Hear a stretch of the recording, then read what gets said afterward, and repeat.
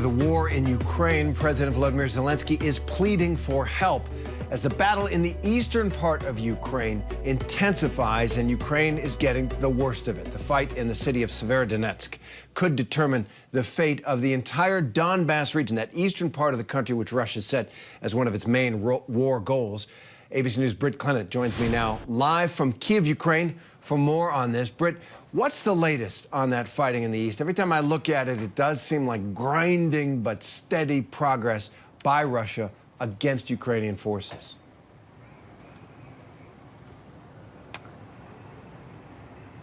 Yeah, Terry, I think that's a good assessment. Heavy fighting continues in those key locations in the east, like Severodonetsk. We know that the Ukrainians have had some success in frustrating Russia's attempt to take that city, but by and large, Russia is slowly making gains there. Russia has also attacked some Ukrainian positions north of Kyiv, but both sides suffering heavy losses in this bitter battle for the east that, as you say, Terry, grinds on. And Ukraine now says it's running out of ammunition.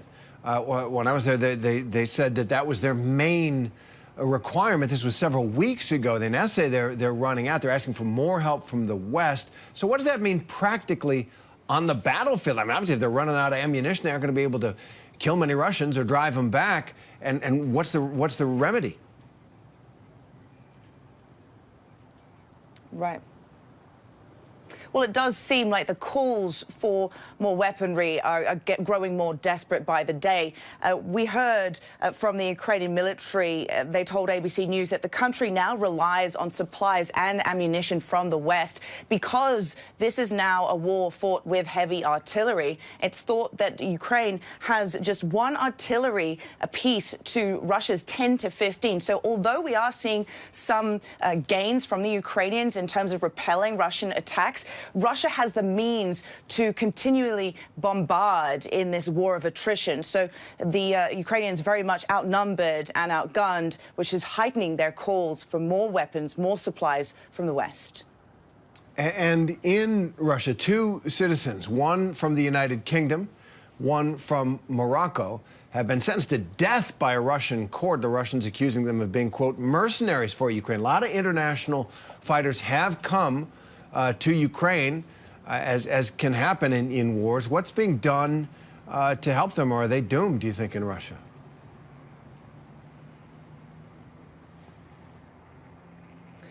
Well, a grim development, Terry. We know that the UK Prime Minister has told, Boris Johnson has told ministers to do everything in their power to release the two Brits who are there.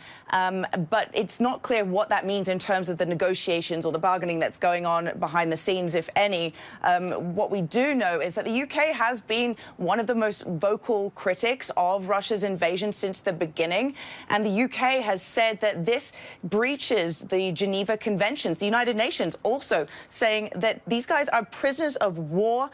They were fighting for the Ukrainian side, and that such trials amount to a war crime. That's right. I believe that international law says that if you are part of an organized unit of foreign fighters within a country, then you are protected by the Geneva Conventions if you're wearing uniforms. And that is the way Ukraine organized these foreign fighters, I think, to give them that protection. Russia doesn't care. But, Britt, what can you tell us about efforts to rebuild parts of Ukraine, so devastated after the Russians have been driven out?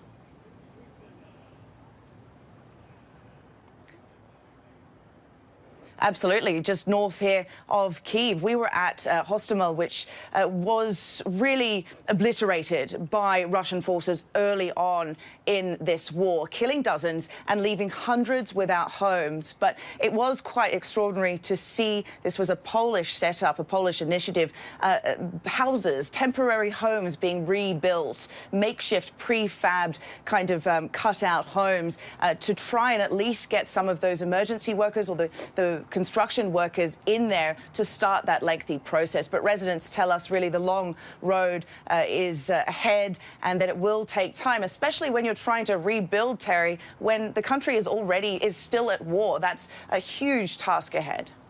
And the task ahead, as you point out, so vast given the level of destruction. Yesterday, President Putin, He teased the idea of more invasions, sort of, to further expand territory in Ukraine. He compared himself to Peter the Great, the great Russian leader who defeated Sweden, which had an empire that included parts of Russia. He said, Peter the Great didn't take those territories, he took them back, and that's what he intends to do. What is he doing here? That happened a couple hundred years ago. What do you make of this?